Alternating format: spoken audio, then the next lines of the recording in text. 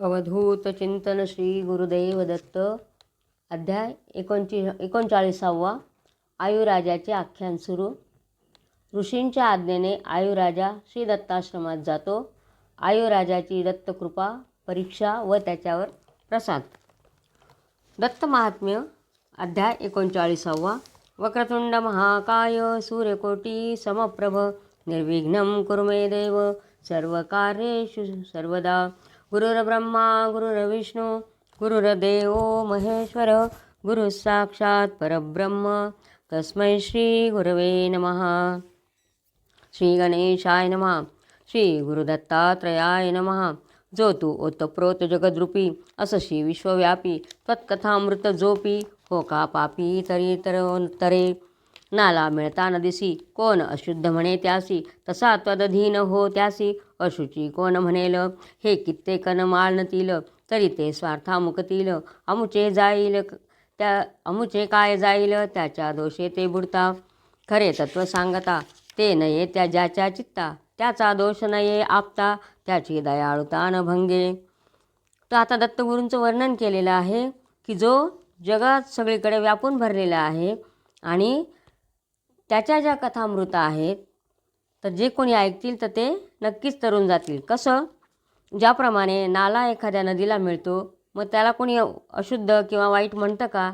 नाही. त्याप्रमाणे पापी का असेना पण त्यांनी ह्या कथा जर श्रवण केल्या आणि दत्तगुरूंच्या लीला ऐकल्या तर त्याचा उद्धारच होतो म्हणे.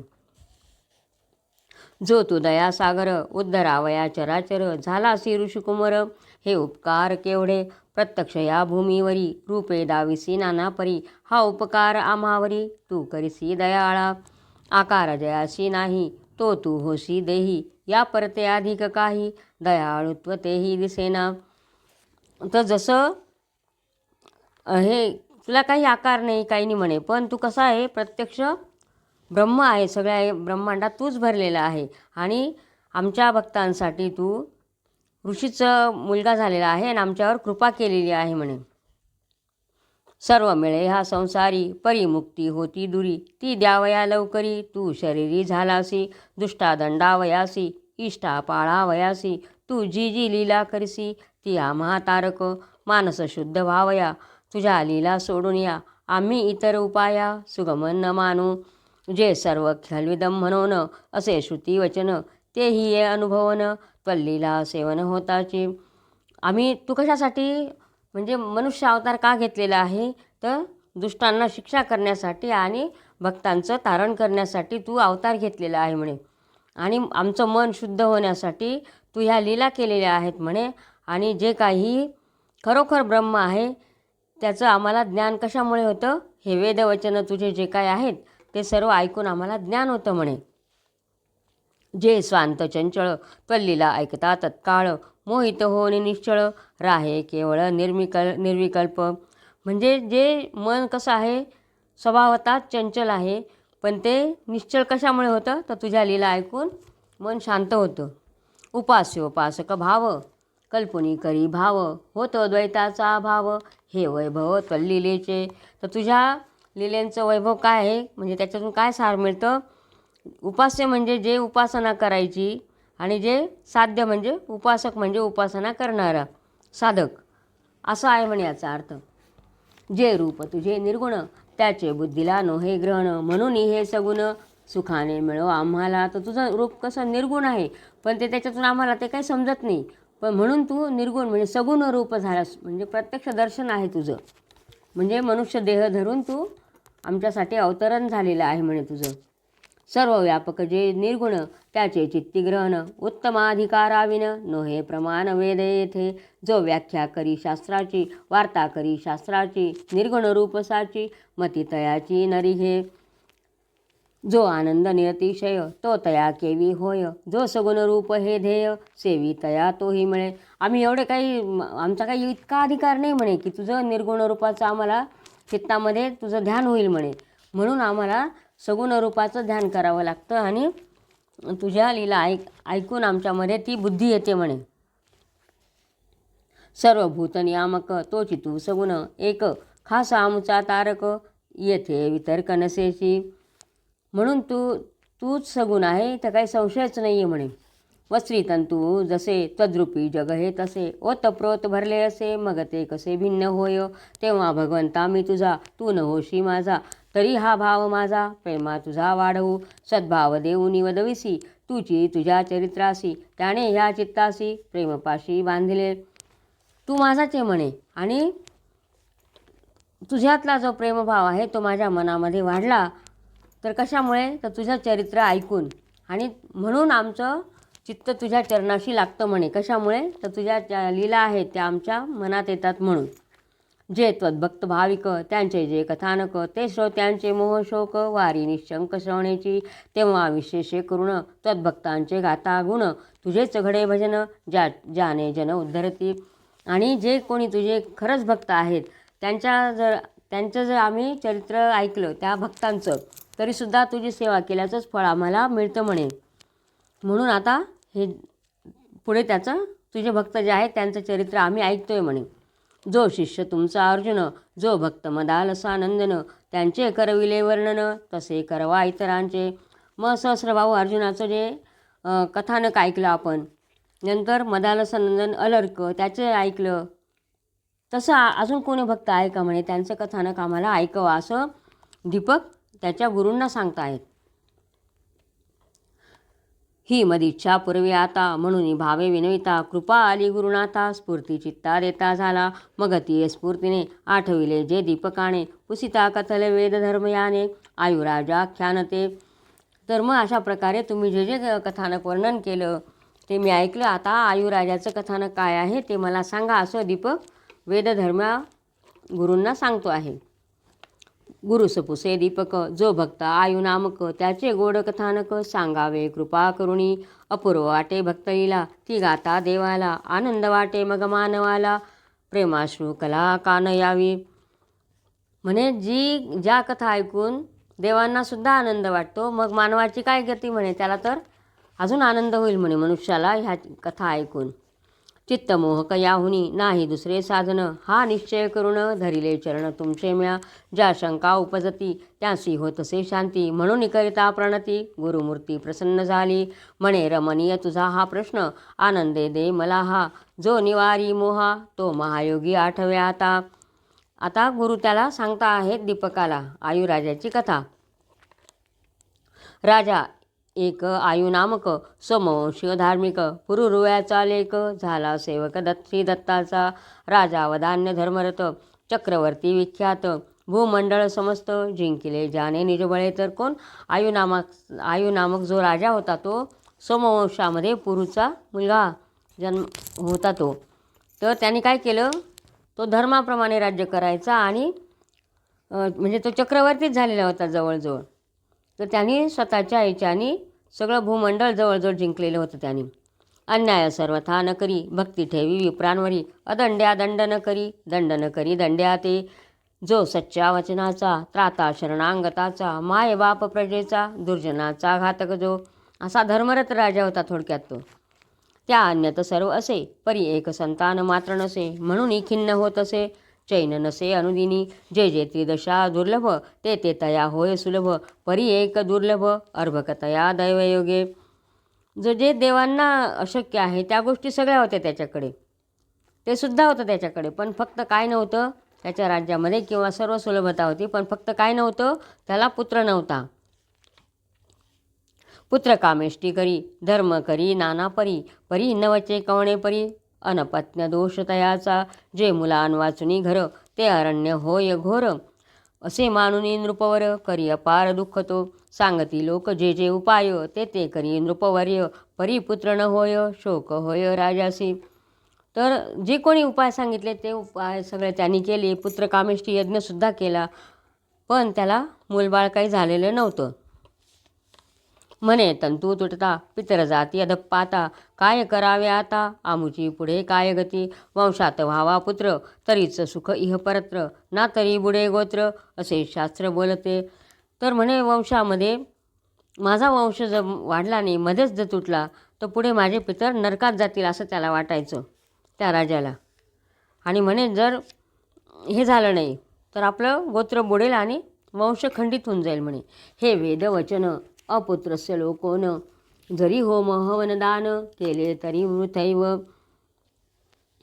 म्हणे जर मुलगा नाही झाला तर त्याला परलोक प्राप्त होत नाही आणि जे काही तो होम हवन दान करतो ते सगळं व्यर्थ जातं म्हणे, असं वेदांमध्ये सांगितलेलं आहे. जो जाप्योपासनादी धर्म तोही न होई शर्म, पुत्र नसता व्यर्थ वर्म, माझे दुष्कर्म काय आहे. जे काही आपलं कर्म करतो, कोणते जप उपासना इत्यादी, किंवा याला क्षत्रियाची जी पदवी मिळालेली आहे राजांना ती सुद्धा व्यर्थ आहे म्हणे, असा तो म्हणत होता मनामध्ये. ही शंका मनी आणून ज्योतिषिका बोलावून, तया करी प्रश्न म्हणे संतान वाढेल कसे. मग त्याच्या मनामध्ये हे आलं आणि त्यांनी ज्योतिषांना बोलावून आणलं आणि विचारतोय की माझं संतान मला कसं मूलबाळ होईल म्हणे. तुम्ही रक्षा आमुचे कुळ असे म्हणून नृपाळ, मग ते ज्योतिषशास्त्र कुशल सांगती वेळ पाहुनी. भूपा एकही योग नसे, मग संतान होईल कसे. ज्योतिषशास्त्री जे असे ते परिसे तत्व तू, जो देवगुरु भाव धरी त्याचा स्वामी जरी. षष्टाष्ट द्वादश स्थानापरी राहे तरी उपत्रितो. तर त्यांनी ज्योतिषांना बोलवून आणलं आणि विचारतोय की माझ्या नशिबात मूलबाळ आहे का नाही, सांगा तरी म्हणे. मग ज्योतिषी सांगायला लागले 6व्या 8व्या व 12व्या आणि परत 6व्या 8व्या व 12व्या स्थानात जे काही ग्रह आहेत म्हणे, तर त्याच्यामुळे तुझ्या नशिबात पुत्र नाही आहे म्हणे, असं ते सांगता आहेत. जन्म समय लग्न आणि पंचम नवम स्थान त्यांचे स्वामी त्रिकी जाऊन, राहता संतान न होई. मग लग्नस्थान जे आहे तिथला स्वामी आणि नव आणि पंचम स्थान म्हणजे 5वं घर जे मूलबाळांसाठी असतं ते कुंडलीतलं 5वं घर, आणि 9व्या स्थानामध्ये तर ते स्वामी जर त्रिकी म्हणजे ह्याच्यात 6व्या 8व्या व 12व्या स्थानात आले तर मूलबाळ होत नाही म्हणे. जे गुरुवध्री सेविती सत्पुरुषांचे भजती, त्यांना ग्रह इष्ट होती, त्यांची संतती वाढते. आणि जे कोणी गुरूंना शरण जाता, गुरूंची सेवा करता, गुरूंची चरण धरतात आणि सत्पुरुषांची भक्ती करतात, त्यांची संतती वाढते म्हणे, त्यांचे ग्रह इष्ट होतात म्हणे, असं ज्योतिषांनी त्याला सांगितलं. जे बाह्येंद्रिय विषय सोडून असती ब्रह्ममय, तयांचे धरिता पाय दुर्लभ काय मानवा. असे तयांचे वचन ऐकोनी बोले उर्वशी नंदन, तुम्ही सांगा मज लागून असा सज्जन कोठे वसे. आणि मग जे कोणी आहेत म्हणे ते गुरु, तर त्यांना तुम्ही शरण जा म्हणे. आणि मग तो विचारतोय त्या ज्योतिषांना की असं कोण आहे म्हणे, तर तुम्ही मला सांगा, असं तो आयुराजा विचारतो आहे त्यांना. आता मग ते सांगतायत कुठे जायला ते. साक्षात ब्राह्मण म्हणून तुमचे धरले चरण, करा माझे उद्धरण आलो शरण तुम्हासी. जे तुम्हा आकळे ते देवाला न कळे, म्हणून म्या ये वेळे चरण कमळे धरली तुमची. हृदय तयाचे ओळखून मग म्हणती दैवज्ञ, या सह्याद्रीवरी जाऊन अत्रिनंदन पद धरी.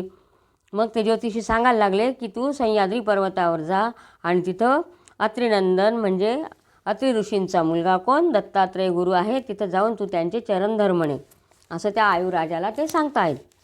तो आत्मा रामदैवत तयाचा होतू भक्त, तो तुझे मनोरथ अवलंबित पुरविल.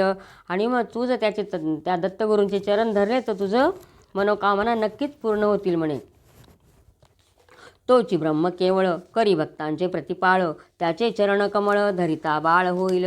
जे देवे श्री लिहिले नसे तरी श्री दत्त स्पर्शिता करी, अलभ्य जरी तरी ते मिळे. आणि तू जर त्यांना शरण गेला तर त्याच्याने काय होतं, जर ब्रह्मदेवानी आपल्या नशिबात जे लिहिलेलं नसतं ते आपल्याला प्राप्त होतं म्हणे. म्हणून तू जा आणि त्यांचे चरण धर म्हणे. जो असून निराकार भक्तांकरिता साकार, झाला तयाचा किंकर होता दुष्कर काय लोकी. आणि जो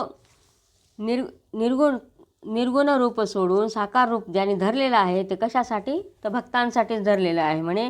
आणि त्यांना शरण गेल्यानंतर काय काय कठीण आहे, सर्व गोष्टी आपल्याला प्राप्त होतील म्हणे. जो भय सोडून मनी धरी धीर धरून, भावे करी भजन तया वरदान देतसे. ज्याचे महात्म्य निर्जर नेनती तेथे पामर, काय सेवा पुढे हे नर त्याचे धर चरण तू. महात्मा तो जाणून तू धरी त्याचे चरण, ऐसे त्यांचे वचन राजा ऐकून हृष्ट झाला. आणि म्हणे देवांना सुद्धा जे देवसुद्धा ज्यांचं दर्शन घ्यायला जाता असे कोण हे दत्तगुरू, त्यांना तू शरण जा म्हणे.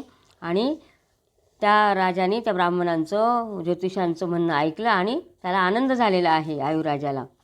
मग चरणी चालत राजा आला तेथ, जेथे होता त्रिसुत ध्याननिष्ठ सिद्धासनी. राजा तुष्ट होऊन श्री दत्ता पाहून करी साष्टांगन मन. भाव धरुणी मानसी तो बाष्पाकुल होऊन, प्रेम भरे दाटून म्हणे मी झालो पावन. होता दर्शन भगवंताचे. अशा प्रकारे मग राजा निघालेला आहे. कसा? पायीच चालत चालत गेलेला आहे दत्तगुरूंकडे आणि जाऊन त्यांचे चरण धरले आणि अश्रुपूर्ण डोळ्यांनी त्याच्या डोळ्यांमध्ये प्रेमाश्रू दाटून आलेले आहे आणि त्यांनी दत्तगुरूंचं दर्शन घेतलेलं आहे. जगत जाळी पडता नाना योनी हिंदिता, दैवयोगे हे आता भगवंताचे दर्शन झाले. जो योग याग करिता नये सहसा होत हाता, तो पूर्व पुण्योदय आता दृष्टीपथा पातला. या परी अंतरी चिंतन राजा करी नमन, राजाचे पहावया मन अत्रिनंदन काय करी. अशा प्रकारे तो आलेला आहे, दत्तगुरूंचं दर्शन घेतो आहे. आणि त्या राजाला बघून आता दत्तगुरू काय करतात ते बघा म्हणे. जी अतर्क्य शक्ती जिला माया म्हणती, तिला बनवून युवती अंकित घेती येसी. अंकित स्थान देऊन घे तिचे अलिंगन, दे तिला चुंबन प्रेमे करून आदरे. ते विनोद पाहून राजाचे नविते मन, म्हणे हा खेळ करून मला भ्रमून ठेवितसे. दत्तगुरूंनी बघितलं राजा आलेला आहे, तर त्यांनी त्या मायेनी एक स्त्री तयार केली आणि तिला मांडीवर घेतलं आणि ते तिला आलिंगन देत होते. हे राजांनी बघावं म्हणून राजांनी बघितलं, पण त्या राजाला असं वाटलं की ह्या सगळ्या दत्तगुरूंच्या लीला आहेत, म्हणून त्याला ते बघून काही हे वाटलं नाही राजाला. राजा तिथंच थांबलेला आहे. हा तो बहुरूपधर कोण जाणे त्याचा पार, दत्त म्हणे येथून सत्वर जा बाहेर भूपाळा. आणि त्यांनी बघितलं हा अनेक रूप धरणारा असा दत्तगुरू आहेत म्हणे, यांचा अंत कोणाला माहिती आहे. म्हणून तो बघतोय, तर मग दत्तगुरू त्याला सांगतायत की तू जा म्हणे, इथून निघून जा म्हणे. मी बहिष्कृत न जानसी, तू काय येथे आलासी. जरी सत्वर न जाशी तरी प्राणासी मुकशी. माझा प्रबळ कोप मी व्रात्य तू संभवित भूप, येथून न जाता घेशी शाप मगवद भूपवन्नुनी. आणि सांगायला लागलेला आहे मी कसा आहे म्हणे. अरे तू इथं का आला म्हणे माझ्याकडे, मी वाळीत टाकलेला आहे म्हणे. आणि तुला माझा हे माहीत नाही म्हणे, माझा हे संताप तुला माहीत नाही म्हणे. मी तुला शाप देईल, तू इथून निघून जा म्हणे. असं दत्तगुरू त्याला सांगत होते. नाभिज्ञ शपथी असे मला ठाऊक असे, मी तरी शरणांगत असे. आता भय कसे ये मज, तुझी समर्थ जाणून धरले तुझे चरण. आता मला कसे कोठून ये मरेन सांगावे. जो शब्दात तारितो सर्व पापा विधरितो, मग स्वय शापा देतो न घडे हे तो कालत्रे. आणि म्हणे तो राजा सांगायला लागला मी काही म्हणजे मला माहिती आहे म्हणे तुम्ही ज्ञानी आहात, तुम्ही काही मला शाप बीप देणार नाही म्हणे. आणि शाप जरी दिला तरी मला आता काही हो म्हणे, पण मी आता इथून काही जाणार नाही. आता गती कुंटली मिळता कृपेची सावली, जरी मारील माऊली तरी लाड आपुले पुरविल. असा एक निर्धार करुणी राहे नृपवर, जरी दत्त दे मार तरी दूर न सरे तो. तर मग दत्तगुरू म्हणे मी आता तुला मारेल सुद्धा म्हणे. मग हा सांगतोय आई आपल्याला मुलाला मारते म्हणे, पण तीच त्याच्यावर माया पण करते ना. त्याप्रमाणे तुम्ही आता मला मारा नाही तर काही करा म्हणे, पण मी आता इथून काही जाणार नाही. तू नको राहू म्हणून वारंवार लोटे भगवान, तरी तो सर्व साहून राहे मन दृढ करुणी. तन्मन ओळखून मग बोले अत्रिनंदन, जरी करीसी सेवन तरी राखीन तुझं येथे. दत्तगुरू त्याला लोटत होते, हाकलत होते, पण तो काही जात नव्हता. हा म्हणे माझं आता काही हो, मी इथून जाणार नाही. मग दत्तगुरू म्हणे ठीक आहे, तुला आता इथंच थांबायचं ना, तर बघ म्हणे मी काय सांगतो ते ऐक. एरवी बाहेर घालविन ऐसे ऐकता उर्वशी नंदन, म्हणे आज्ञा पाळीन अनुमान न करीन मी. योगेश ते ऐकून म्हणे नृका पालांतून, ताजे मांस मध्य आणून अनुदिनी त्वा द्यावे. तर तो सांगतो म्हणे तुला जर इथं राहायचं असेल तर माझं ऐक म्हणे मी काय सांगतो. तर मनुष्याच्या कवटीमधून दररोज मला काय आणून दे, ताजे मांस आणि मद्य आणून दे म्हणे. नृपती ते ऐकून तसे देतो म्हणून, साक्षात पशु सोम आणून दे आणून मद्य मांस. योग यागमुखे हवी खाता जानय तृप्तता तो प्रेमे मध्यमांस देता मानी तृप्तता यज्ञेश्वर. आणि मग तो आता दत्तगुरूंनी सांगितलं आहे मला रोज मद्य आणि मांस आणून दे म्हणे. तर जो कोणी यज्ञाच्या मुखाने आहुती ग्रहण करतो तो कशाने तृप्त होत होता? मद्य आणि मांस सेवनाने. सुमुखी होनी दत्त बोले भूपात्वा वचन पाळले माझे मन तृप्त केले वर्गे भले मी देतो. अशा प्रकारे तो रोज त्यांना आणून देत होता आणि त्याचं दत्तगुरूंचं मन तृप्त झालेलं आहे. ते सांगताय आता माझ्याकडून वर मागून घे म्हणे तू. नरस्थूल दृष्टीने पाहती ते माझे तत्व नेनती म्हणून दोष ठेविती मंदमती मजवरी. विशाल दृष्टी माझे तत्व नेनुनी ते अज्ञत्व धरुणी माझे अभोकृत्व अलिप्तत्व नेनती. तर म्हणे मी कसा आहे म्हणजे ते दत्तगुरू सांगता आहे मी काय मला आता काही बघण्याची इच्छा नाही आहे म्हणे. जे अज्ञानी आहे त्यांना माझ्यातलं हे समजत नाही म्हणे. माझी दृष्टी कशी आहे?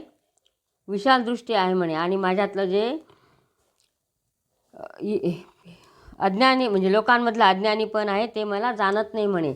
असं म्हणून तर तो तुला काय पाहिजे तू मला कृपापात्र झालेला आहेस आणि मी वर देतो म्हणे तुला तू मागून घे म्हणे. यद्भुगमी सर्व साक्षी परी किंवा न भक्षी जो जीव कर्म पळे भक्षी तया निरीक्षी साक्षीत्वे.